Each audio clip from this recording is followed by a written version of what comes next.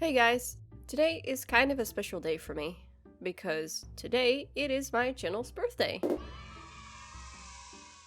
Okay, it's actually not really my channel's birthday because I actually created my channel back in December of 2021, but it has been exactly 1 year since I uploaded my first video, so I guess that still sorta counts?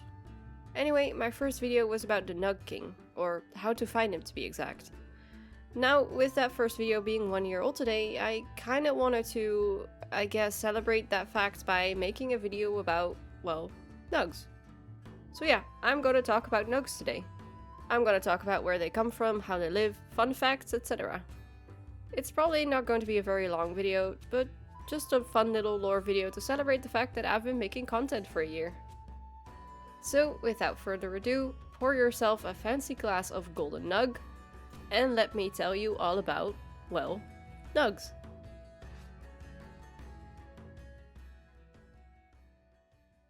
So, what are nugs exactly? If you've played Dragon Age before, which you most likely have because otherwise you probably wouldn't be watching this video, you'll no doubt have seen and heard about these weird little creatures. But just in case, these cute little animals, or creepy little animals depending on who you ask, mostly live in the underground locations of Thedas, but they can be found on the surface as well.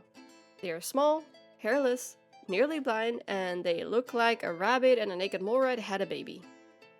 Also, they have hands. Domesticated nugs have been bred to have different colors, but out in the wild they are mostly pink with spots, or brown. They are harmless, docile omnivores and eat almost anything they can find. And I mean, anything.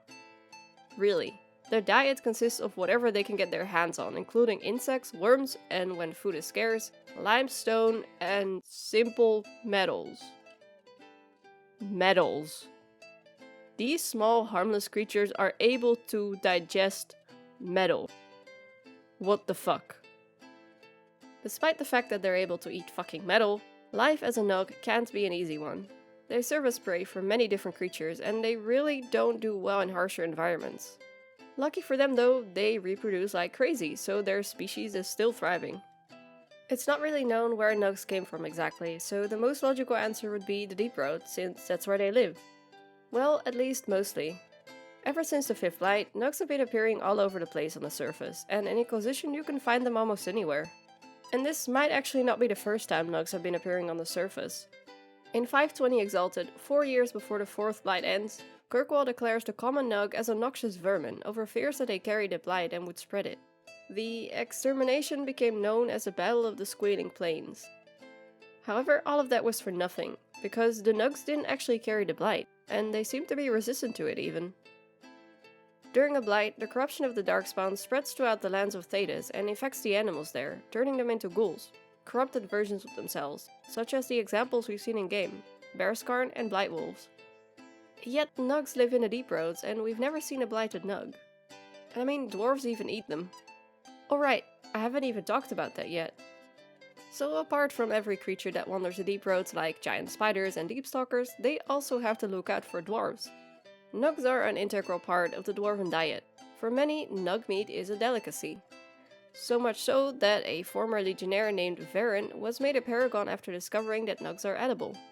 They can be prepared in a variety of ways, such as nug pancakes and nuggets. Wow.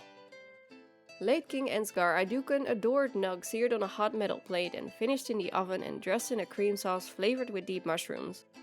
Apart from food, nugs are also used in nug racing, a sport popular among the lower castes. They are also kept as pets by the dwarves in Orzammar as well as the surface. In Orlais specifically, the people are obsessed with keeping nugs as pets. Children especially adore them.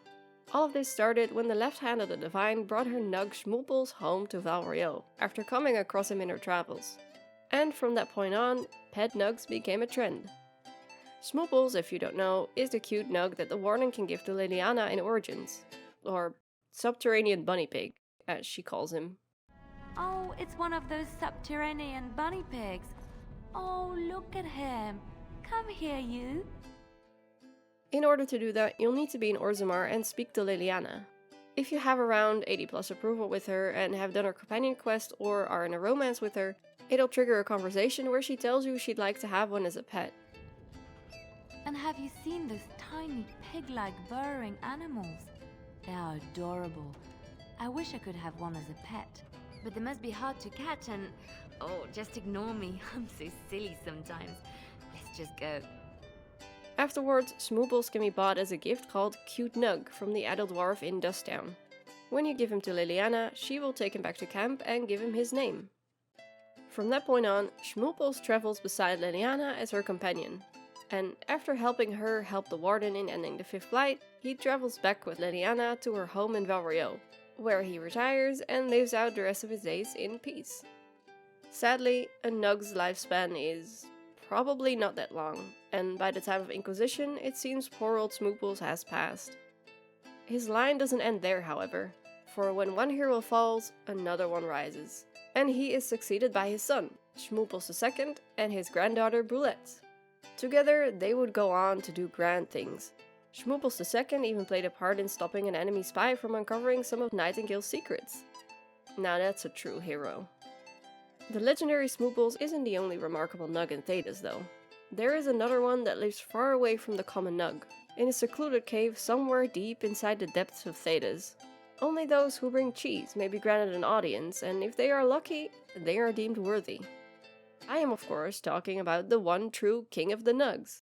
All praise the mighty Nug King.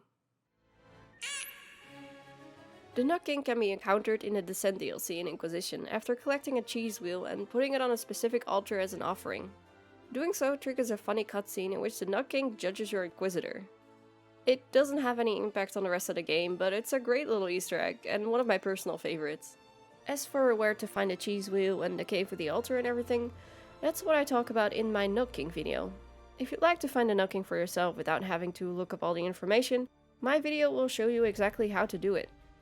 With it being my first video on this channel, there are a lot of things I would change or improve if I were to make it again, but the information is accurate and it works as intended, I guess. Having said that, it's nice to look back on it sometimes and see where I started, and how I improved. So, I think I've covered most of the important stuff on Nugs, but I haven't yet talked about his bigger cousin, the Nuggalope. You know, the one that looks like a Nug, but much bigger and with horns. Oh, and he stands and runs on his fucking knuckles. Though references of this massive elusive creature predate the Divine Age, the Nuggalope was mostly considered a myth until recently. Over the ages, many have used convincible evidence in order to prove the creature's existence, but eventually all of them were proven to be hoaxes, motivated by the desire for game or malicious amusement. Eventually though, their existence was proven, and it was found out that they can be tamed and used as mounts. They are a lot bigger than a Nug, they have large curling horns, and they are two-tone in color, usually grey, brown, purple or off-yellow, and they often have stripes along their back. They are known to use their hand-like front paws to reach high tree branches and pull them down, and dip their food in water before eating. Unlike the Nug, the Nuggalope is described as stubborn and strong, and the Inquisitor has the ability to obtain 6 different variations of the creature and use them as mounts. So to properly end this video, I want to end with some fun little Nug facts. Nugs like to dig in shallow pools and mud pits, and because of this, the dwarves gave them the nickname of Mud Splashers. Nugs seem to be related to Tuskets, as Tuskets also drop Nug skin when killed. The Beard Flask, a gift that the Warden can give to Ogren in Origins, is made from Nug stomach.